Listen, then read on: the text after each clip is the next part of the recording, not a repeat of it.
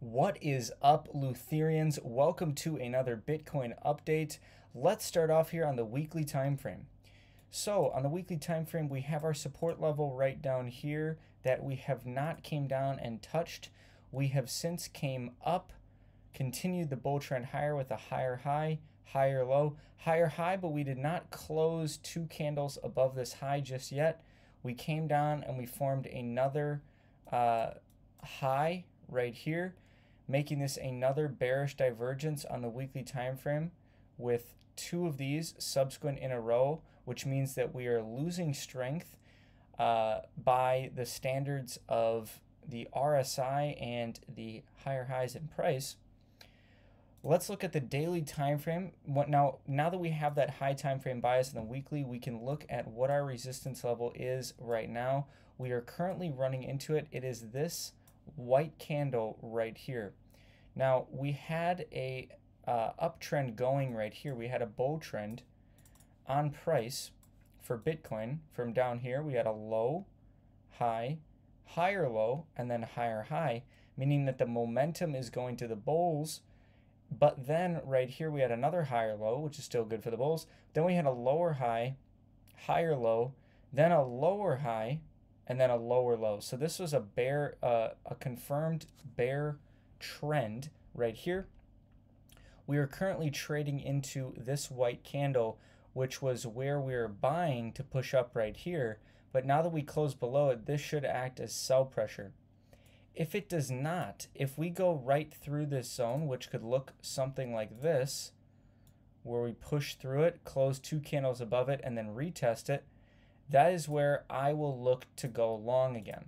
Now, this is the only scenario in which I will be buying Bitcoin up at these prices. And the reason for that is because of the high time frame bias. The reason is because on the weekly time frame, we have already, formed this higher high, but with the RSI forming lower highs. So we're forming a bearish divergence, meaning we're losing strength on these push-ups in price. Now, what is pushing the price up now pretty significantly in this daily candle? Well, what we have is we have the liquidity grab right here below this low, and that's actually from the 3-day time frame. So if we look at the 3-day time frame, right here we had came down and we bounced right here, but then we just had an inside bar and then we had a break below. So we still didn't go below. We went below this low right here and we grabbed the stop losses that were below that low. So if we go to the daily time frame, we can see right here we had an increase in bull volume, meaning people were buying the dip right here in anticipation that we're going to go to new all-time highs. So they had their stop losses below this low. The whales went down, grabbed the stop losses below that low, and are now pushing up.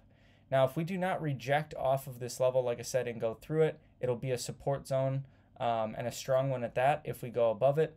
If not, if we reject off of this, I would expect a push down into this gray zone down here, this gray and blue zone.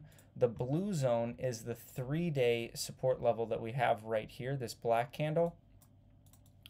And that was our resistance level right here on price when we pushed down before eventually we pushed through it and closed above. So if we come back to this level, it should act as support. And we'll see how price reacts in the coming days if we go into that level. On the 12-hour time frame, let's talk about the trade that we talked about yesterday and took.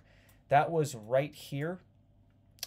This push down in price, it reacted to our gray 12-hour resistance level perfectly here, and we had an entry point right on the tip of this resistance level over here.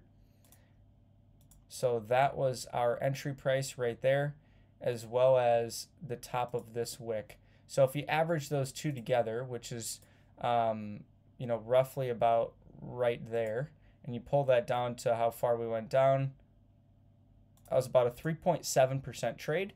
So it's a good little trade there. And then since then we have went up and pushed above to make a higher low and higher high right here. So the 12-hour time frame is trying to push through this yellow resistance zone as well as the red resistance zone. It is a tough zone to push through. We'll see if it can push through it on the first attempt. If we start forming some support zones on the lower term time frames, you can see on the 6 hour we're already trying to change the trend here.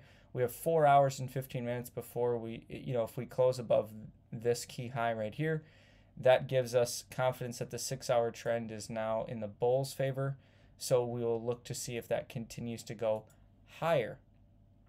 On the 4 hour time frame, we have once again the same sort of pattern here with a low, high, higher, low, higher, high.